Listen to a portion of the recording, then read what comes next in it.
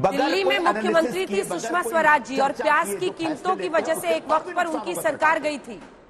और ये जो महंगाई है ना, ये लगता तो ऐसा है कि ठीक है लेकिन अंडर करंट इसके खिलाफ बहुत ज्यादा है।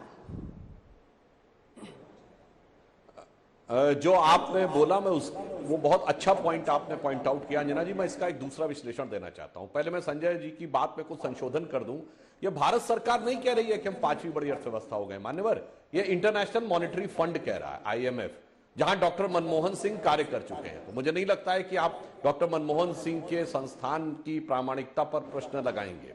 और आज की वास्तविकता यह है कि IMF की चीफ क्रिस्टियाना जॉर्जिएवा ने कहा है कि भारत ब्राइटेस्ट स्पॉट होने जा रहा है। अकेले भारत 15% कंट्रीब्यूट करेगा आने वाले समय में वर्ल्ड की ग्रोथ में। आपको पता होना चाहिए पहली बार हिस्ट्री में फिंच ने अमेरिका की रेटिंग 1 पॉइंट कम की है, AAA+ से AAA की है। आपको पता होना चाहिए चाइना में इस समय डिफ्लेशन है, मतलब कीमतें गिरनी शुरू हो गई हैं और ये बहुत अच्छी चीज नहीं मानी जाती है। इसका कारण एक अलग प्रकार की समस्या है। अब मैं आता हूं जो आपने प्याज पे कहा। अंजना जी याद करिए, हमारी 2 सरकारें चली गई थी प्याज के ऊपर। वो समय क्या था? वो नवंबर सन 1998 था। 4 महीने के लिए प्याज के दाम बढ़े थे और इतना हाहाकार मचा था। वो हाहाकार क्यों मचा था? क्योंकि उस ठीक 6 महीना पहले 11 और 13 मई 1998 को पोखरण में परमाणु विस्फोट हुआ था, जहां से भारत शक्तिशाली बन के उभरा था। एक प्राकृतिक समस्या उस समय आई थी और उसका हाहाकार मचाकर भारत की उस मजबूत ताकत को कमजोर करने के लिए तमाम शक्तियां भारत के अंदर और बाहर से लग गई थीं। अगर उस समय हम केंद्र में नहीं होते, मैं आज चुनौती से कह रहा हूं, कोई जाके नेट पे सर्च करके देख ले, नवंबर 1999 में सियाटल की WTO की कॉन्फ्रेंस को वाजपेयी जी की सरकार ने सबोटाज कर दिया। ये वर्ड यूज किया गया है, इंडिया सबोटाज WTO। और अगर वो सारी बातें सरेंडर हो गई होती मान्यवर, आज आप सब्सिडी देने की स्थिति में नहीं होते। जब मोदी जी की सरकार आई, चेक करिएगा जाके, बाली में कॉन्फ्रेंस हुई 2014 में, जो एग्रीकल्चर सब्सिडी देने के संदर्भ में यूपीए की सरकार लगभग हामी भर आई थी। हम अड़ गए, अन्यथा 2017 के बाद आप किसानों को सब्सिडी देने की स्थिति में रहते। और फिर जानते क्या होता? यहां जो विदेशी कंपनियों का कब्जा होता, आज जो आसमान पे दाम चढ़ने शुरू होते, तो हम लैटिन अमेरिकन कंट्री जैसी स्थिति में हो जाते। तो हमें यह भी समझना चाहिए कि जैसे उस समय मजबूत भारत की सरकार उभर रही थी, वो असली ताकत हमारी उस समय उभरी थी, तो एक तात्कालिक मुद्दे को मुद्दा बनाकर भारत को कमजोर करने की शक्तियां लग गई थी। आज भी प्राकृतिक कारणों से एक समस्या है और मैं संजय जी की बात से सहमत हूं। प्राकृतिक कारण है, अभी कुछ 1-2 महीना और भी इन चीजों का प्रभाव रह सकता है, मगर मूल उद्देश्य क्या है? मूल उद्देश्य यह है कि जो उभरते हुए भारत की शक्ति है, उसको जो लोग कमजोर करना चाहते हैं, जैसे उस समय किया था, वैसे इस समय भी करने का प्रयास कर रहे हैं। परंतु मैं मानता हूं कि आज जानकारी, शिक्षा और संचार का स्तर अधिक है, तो मुझे लगता है कि आज जो भी व्यक्ति चाहेगा उसे बेहतर जानकारी उपलब्ध हो सकती है और आने वाले समय में मोदी जी की सरकार दक्षता के साथ इन चीजों पर नियंत्रण करने में भी सफल हो। ठीक है, इससे पहले कि संजय जी आप जवाब दीजिए, संजय निरुपम जी, संजय जी आपसे एक छोटा सा कमेंट में लेना चाह रही थी साइकोलॉजिस्ट के तौर पर, क्योंकि हम जो बीच में तस्वीरें दिखा रहे थे युवाओं की, वो ऐसे ही हम नहीं दिखा रहे थे। ये बिहार की, पटना की, अलग अलग जगहों की तस्वीरें हैं। शहर शहर शिक्षक भर्ती के लिए ये हालत है रेलवे स्टेशन की, जहां पर बच्चे अलग अलग जगहों से आकर ऐसे, और कुछ तस्वीरें तो ऐसी हैरान करती हैं, हुजूम दिख रहा है लोगों का। बिहार की, पटना की तस्वीरें। अंजना जी आप इन तस्वीरों का जिक्र कर रही हैं और मैं आपको उदाहरण बताऊं, अगर हमें कोई सर्वेक्षण करना होता और अगर हम उसको ट्विटर पे, अगर अपने फेसबुक पे कहीं पे डाल दिया कि हमें 100 इन्वेस्टिगेटर चाहिए, और हजारों की संख्या में, और ये 7 दिन और 8 दिन का काम है, हजारों की संख्या में लोग एप्लीकेशन देते हैं और हमें समझ नहीं आता कि हम इसको हैंडल कैसे करें। तो बेरोजगारी की समस्या जो सर्वे के आंकड़े बता रहे हैं, और सिर्फ इस सर्वे की बात नहीं है, सुधांशु जी इस बात का जिक्र कर रहे थे कि महंगाई इसी के लिए ज्यादा है क्योंकि पिछले 3-4 महीनों में मौसम खराब है, सब्जियों के रेट बढ़े हुए हैं, फल के रेट बढ़े हुए हैं। लेकिन सुधांशु जी अगर आप पिछले साल भर के किसी भी सर्वे का जिक्र करें, और आपने भी इस बात का कहा, जिक्र किया, हर चुनाव में, 2 चुनाव को छोड़ के 2019 का चुनाव और 2004 के चुनाव में महंगाई और बेरोजगारी मुद्दा नहीं था।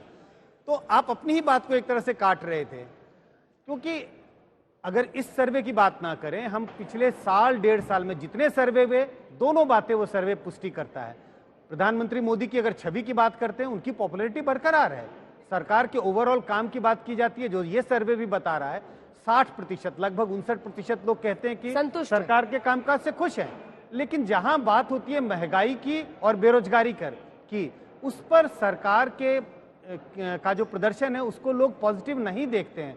इस सर्वे में, चाहे पिछले किसी भी सर्वे की बात करें, तो बेरोजगारी तो ये समस्या है। और मुझे लगता है अगर सरकार इस बात से इनकार करती है तो कहीं ना कहीं वो नजरें फेरने की कोशिश कर। ठीक है, सुधांशु जी इस पर एक जवाब देना चाह रहे हैं, उसके बाद से फौरन संजय जी आपके पास आऊंगा। देखिए संजय जी, मतलब मैं अपने सिफोलॉजिस्ट संजय जी से कहता हूं, हमने इनकार नहीं किया, हमने सिर्फ ये बताया कि केवल अप्रत्याशित परिस्थितियों में हमारी सरकार में यह परिस्थिति आती। जैसे आपने कहा 1.5 साल पहले तो हम कोविड के दौर से निकल ही नहीं पाए थे। कोविड के कारण महंगाई, बेरोजगारी का एक भारी संकट आया। अब अगर देखा जाए, अब हम कोविड से पूरी तरह निकल पाए हैं, तो इसलिए यह बात मैं आपकी सहमत हूं कि 1.5 साल पहले बेरोजगारी मुद्दा था, मगर जैसे स्थितियां सामान्य होती चली जाती हैं तो बेरोजगारी का मुद्दा हम नियंत्रण करने में सफल होते चले जाते हैं। जैसे आज रोजगार के जो अवसर उत्पन्न हो रहे हैं, अब जैसे महंगाई एक तात्कालिक कारण है, अगर 2-3 महीने में स्थितियां सामान्य हो गई तो महंगाई मुद्दा नहीं रहेगा। इसीलिए मैंने 4 और 19 अपनी बात नहीं काटी थी मान्यवर। सामान्य परिस्थिति में कभी भारतीय जनता पार्टी की सरकार में यह स्थिति नहीं रही। मोदी जी के समय में प्री कोविड में, यदि आपको याद हो, महंगाई की दर 3.7% तक आई थी। 3.7%, जो भारत के इतिहास में अभूतपूर्व एक में से एक है, और 2013 में 11% के आसपास थी। यह ठीक है, कोविड और उसके बाद की परिस्थितियों में हुआ, परंतु इसीलिए मैंने कहा कि पूरी वैश्विक परिस्थिति से लेकर राष्ट्रीय परिस्थिति तक जो भी चुनौतियां हैं, मोदी जी कुशलता से निकाल रहे हैं, इसीलिए जनता का विश्वास उनमें है। और इसीलिए मैंने कहा यदि यह प्रश्न ऐड कर दिया जाए कि समाधान कौन दे सकता है, तो आप देखेंगे कि 80% से अधिक लोग कहेंगे कि मोदी जी समाधान दे सकते हैं। असल इम्तिहान की घड़ी अब बहुत करीब आ चुकी है। ये सच है कि आप अपनी तरफ से जस्टिफिकेशन दे रहे हैं, दलील दे रहे हैं, संजय जी दे रहे हैं, लेकिन ये पटना जंक्शन की तस्वीरें भी तो हम दिखा रहे हैं ना संजय जी। राज्य सरकारों को भी लेकर कई बार प्रश्न उठते हैं। तेजस्वी यादव ने भी नौकरियों को लेकर कई वादे किए। नौकरियों को लेकर इस देश में जो जनसंख्या बनाम बेरोजगारी की जो समस्या है, उसको लेकर किसमें जनता का विश्वास ज्यादा उठता है या बनता है, वही सबसे महत्वपूर्ण होगा जब वो वोट डालने जाएंगे। और वही असल इम्तिहान है कि आप बेरोजगारी के इस विशाल मुद्दे के बीच में किस पर भरोसा करते हैं।